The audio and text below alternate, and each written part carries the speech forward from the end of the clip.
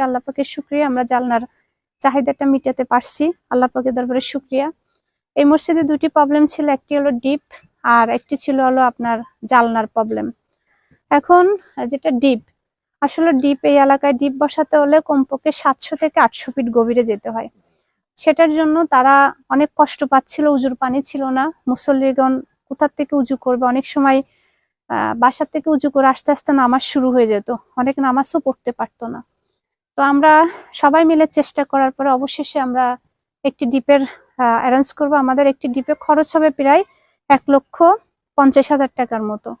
তো আমরা এখনো আমাদের সম্পূর্ণ টাকা আসে নাই, তারপরেও ইনশাল্লাহ আমরা আগামী শনিবার থেকে আমাদের ডিপের কাজ শুরু হবে। উনি এলো মিস্ত্রি এই এলাকায়, উনি ডিপ বসায়। তা আমি আজকে ওনাকে এখানে নগদ 25,000 টাকা অ্যাডভান্স দিয়ে যাচ্ছি। বাকিটা আমরা কাজের যখন শুরু হবে তখন ধাপে ধাপে দিব। এখানে 25,000 টাকা আছে, নেন। পাইছেন 25,000 টাকা, আর 25,000 টাকা পাইছেন। আপনি শনিবার থেকে কাজ ধরবেন। এখানে আসলে এত টাকা ব্যয়বহুল কেন হয় ডিপে?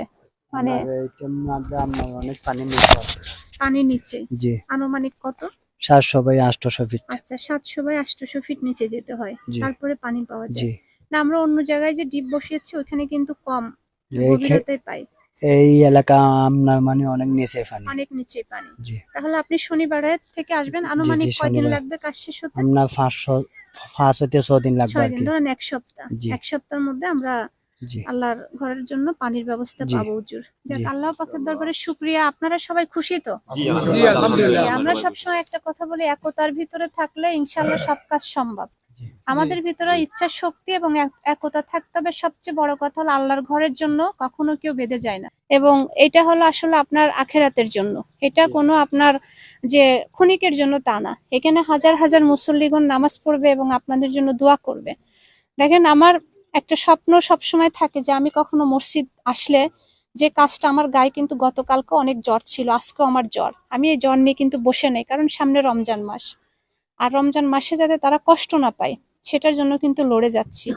আশা করি ভবিষ্যতে আপনারা এই ভালো কাজগুলোর পাশে যেভাবে আছেন এভাবে থাকবেন। সবার জন্য দোয়া করবেন, প্রবাসে যারা আছেন তাদের জন্য এবং দেশে যারা আছেন তাদের জন্য। আমার প্রতিটা কাজ যে আমি করতেছি তা কিন্তু না, আমার উপরে হলো আল্লাহ, আর নিচে যারা আছেন তারা হলো আমার যে ভাই ও বোনেরা আছেন, তারাই আপনাদের এই আবদার গোড়া পূর্ণ করে, বুঝছেন? তাদের জন্য প্রতি অক্টে দোয়া করবেন।